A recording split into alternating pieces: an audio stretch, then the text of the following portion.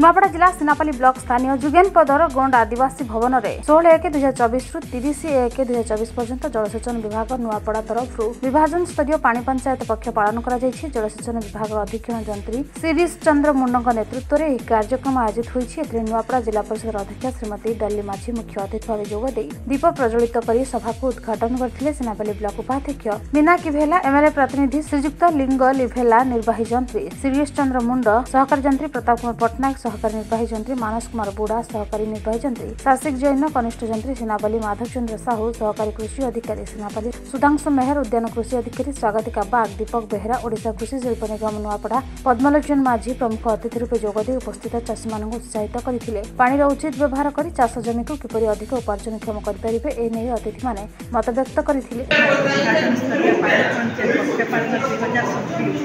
आज सिनापाली ब्लॉक आदिवासी भवन जोगेन पद में अनुष्ठित होता। आज विभिन्न सम्मानित भाव में योगदान करी चाषी भाई माने बहुत मात्रा आज उपस्थित थे। आमर माननीय मुख्यमंत्री कृषि भाई मान बहुत गुड़ा योजना करना कि योजना वंचित नहीं कहला।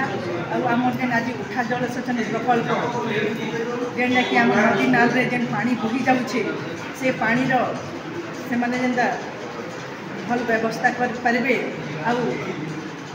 ताकि से भल रोजगार करें। सिनापाली चिंतामणि नेतम रिपोर्ट कामयाब टीवी।